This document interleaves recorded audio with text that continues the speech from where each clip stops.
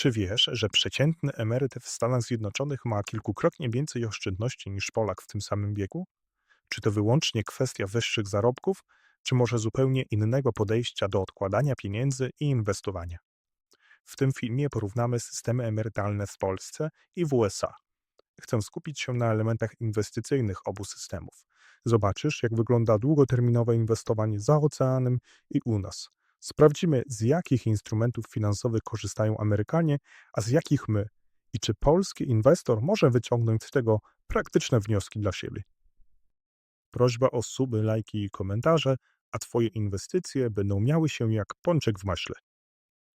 Zanim przejdziemy do systemów i produktów emerytalnych, warto przyjrzeć się mentalności inwestora w Polsce i w Stanach Zjednoczonych.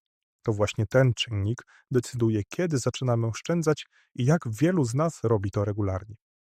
Amerykanie znani są z tego, że o emeryturze myślą bardzo wcześnie. Najmłodsze pokolenia, czyli tak zwana generacja Z, rozpoczynają odkładanie pieniędzy średnio już w wieku 19 lat. Milenialsi zaczynali około 25 roku życia, a powojenni baby boomersi najpóźniej, bo około 35. To pokazuje ogromną zmianę pokoleniową. Młodzi Amerykanie wiedzą, że im wcześniej zaczną, tym bardziej skorzystają z mechanizmu procentu składanego.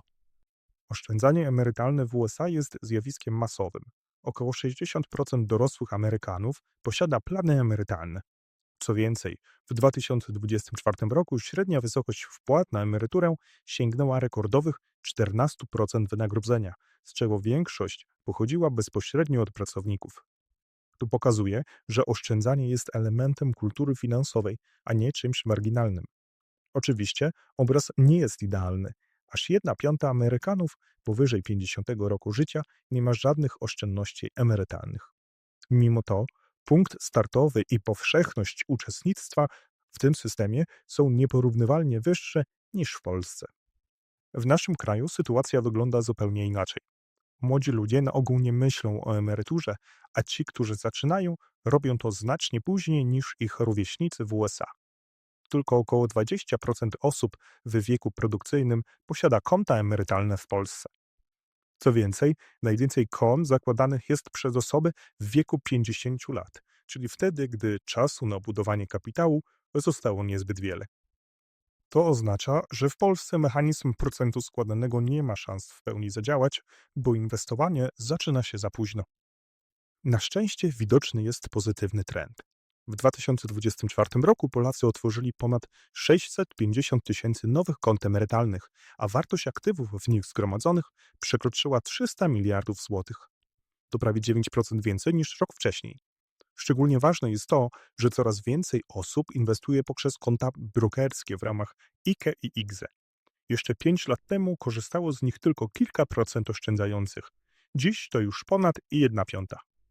Różnica między Polską a Stanami Zjednoczonymi jest więc podwójna.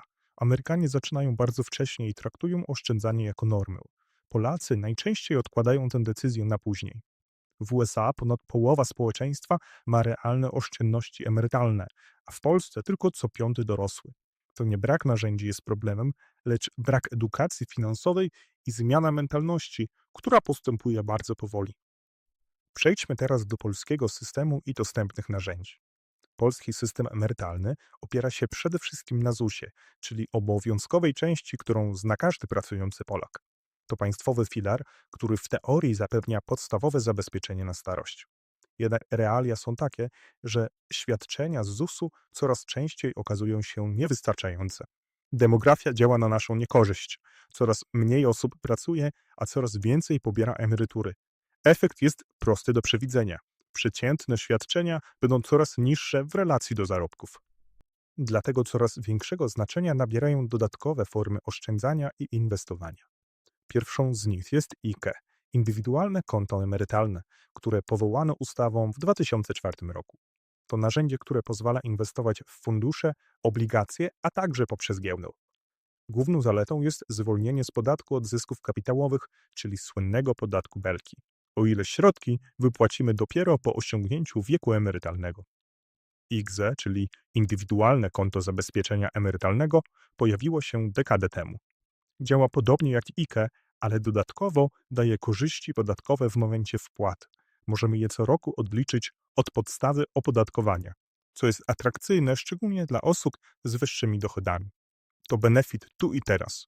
Oba konta są w pełni prywatne i dziedziczne. W polskim systemie emerytalnym istnieją też PPK i PPE. To dwa sposoby oszczędzania w ramach zakładu pracy, ale ich mechanika i zasięg znacznie się różnią. PPK, czyli pracownicze plany kapitałowe, zostały wprowadzone kilka lat temu jako program powszechny. Każdy pracownik zatrudniony na umowie o pracę jest automatycznie zapisany, chyba że sam złoży rezygnację. Składki w PPK finansowane są z trzech źródeł. Pracownik wpłaca minimum 2% wynagrodzenia. Pracodawca dokłada co najmniej 1,5%, a państwo dorzuca wpłatę powitalną i coroczne dopłaty. To oznacza, że jeśli ktoś zarabia 8 tysięcy złotych brutto, to co miesiąc na jego rachunek PPK trafia około 160 złotych z jego własnej kieszeni, 120 złotych od pracodawcy i dodatkowe bonusy od państwa. A wszystko to jest inwestowane na rynku i długofalowo ma za zadanie osiągnąć zysk. PPE, czyli pracownicze programy emerytalne, istnieją w Polsce od końca lat 90. i są dobrowolnym rozwiązaniem, które firma może zaoferować pracownikom. Główna różnica polega na tym, że w PPE to pracodawca finansuje składki, a pracownik nie ma obowiązku nic dopłacać. Wysokość wpłat zależy od firmy i często stanowi dodatkowy benefit obok wynagrodzenia. PPE spotykane są jednak głównie w dużych przedsiębiorstwach i korporacjach, a ich zasięg jest ograniczony. Uczestniczy w nich tylko kilka procent pracowników w Polsce. Jeśli firma prowadzi PPE i odprowadza do niego składki na odpowiednim poziomie, co najmniej 3,5% wynagrodzenia brutto pracownika, to nie musi tworzyć PPK. A jak wygląda sytuacja w Stanach Zjednoczonych? W USA filar państwowy, czyli Social Security, działa od lat 30. XX wieku i przypomina nasz ZUS, ale świadczenia z niego są ograniczone i od dawna uznawane za niewystarczające. To system obowiązkowy, ale obejmuje tylko część dochodów do ustalonego limitu. Składka wynosi 12,4% i jest dzielona równo między pracownika i pracodawcę. Średnie świadczenie emerytalne oscyluje wokół $2000 miesięcznie, co często wystarcza tylko na podstawowe wydatki. Dlatego Amerykanie powszechnie korzystają z dobrodziejstw inwestycji. Najważniejszym narzędziem jest konto 401k. To plan emerytalny związany z miejscem pracy i oparty na automatycznym odkładaniu części wynagrodzenia. Kluczową zaletą tego rozwiązania jest udział pracodawcy. Firmy często dopłacają swoje środki do oszczędności pracowników, zwykle w formie tzw. matchingu, czyli wyrównania wpłaty. Jeśli pracownik odkłada np. 5% pensji, pracodawca dokłada kolejne 5%. To działa jak darmowa podwyżka, a jednocześnie tworzy bardzo silną zachętę do uczestnictwa. Obok tego mamy IRA, dosłownie indywidualne konto emerytalne. Podobnie jak 401k wprowadzone w latach 70. To rozwiązanie dla osób, które chcą odkładać samodzielnie, niezależnie od pracodawcy. Można tam inwestować w szeroki wachlarz aktywów, od funduszy indeksowych przez obligacje po akcje największych światowych spółek. Ważną różnicą w amerykańskim systemie są dwie główne kategorie kont: tradycyjne i Roth. Tradycyjny 401k czy IRA działa na zasadzie podatek później. Odkładane wpłaty pomniejszają dochód do opodatkowania, czyli w danym roku od razu płacimy niższy podatek. Obowiązek rozliczenia z fiskusem pojawia się dopiero przy wypłacie środków na emeryturze. Konta Roth działają odwrotnie. Według zasady podatek teraz, wolność później. Wpłaty pochodzą z pieniędzy już opodatkowanych, więc nie dają ulgi podatkowej w danym roku. Jednak cała przyszła wypłata, zarówno kapitał, jak i wypracowane zyski, jest zwolniona z podatku. To rozwiązanie szczególnie atrakcyjne dla młodych inwestorów, którzy zakładają, że w przyszłości ich dochody i stawki podatkowe mogą być wyższe niż obecnie. Uzupełnieniem tego systemu jest Health Savings Account, dostępne od 20 lat. To konto zdrowotne, które łączy w sobie 3 korzyści podatkowe. Daje odliczenie podatkowe przy wpłacie, wolny od podatków wzrost inwestycji i nieopodatkowane wypłaty na zdrowie. Health Savings Account w praktyce działa jak dodatkowe konto emerytalne. co czyni je wyjątkowo atrakcyjnym narzędziem, bo po ukończeniu 65 roku życia pieniądze można wypłacić na dowolny cel. Porównując systemy emerytalne Polski i Stanów Zjednoczonych, można dostrzec kilka kluczowych różnic, które decydują o tym, jak wygląda życie inwestora w obu krajach. Pierwsza z nich to czas i doświadczenie. Amerykanie mają za sobą ponad 50 lat korzystania z produktów takich jak IRA czy 401k. W Polsce IKE pojawiło się dopiero w 2004 roku, IGZE dekadę temu, a PPK zaledwie kilka lat temu. To sprawia, że w USA inwestowanie na emeryturę zdążyło się zakorzenić jako podstawa tamtejszego systemu, podczas gdy w Polsce wciąż jest nowością, z którą dopiero się oswajamy. Drugą różnicą jest moment startu. W Stanach odkładanie pieniędzy zaczyna się bardzo wcześnie. Młodzi ludzie już na początku kariery korzystają z 401k czy IRA. Efekt jest prosty. Amerykanie dają swoim oszczędnościom więcej czasu, aby działała na ich korzyść magia procentu składanego, podczas gdy Polacy w dużej mierze tę szansę tracą. Trzecia sprawa to skala uczestnictwa. W USA ponad połowa dorosłych oszczędza w ramach planów emerytalnych. W Polsce tylko około 1/5 korzysta z IKE lub IGZE, a choć PPK stopniowo się rozwija, to wciąż daleko nam do poziomu zaangażowania społeczeństwa amerykańskiego. I wreszcie najważniejsza różnica – rynek i waluta.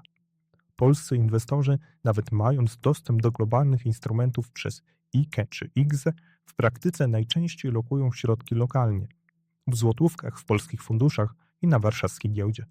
Amerykanie od początku inwestują w dolarze, walucie rezerwowej świata i mają bezpośredni dostęp do największych globalnych spółek jak Apple, Microsoft czy Amazon.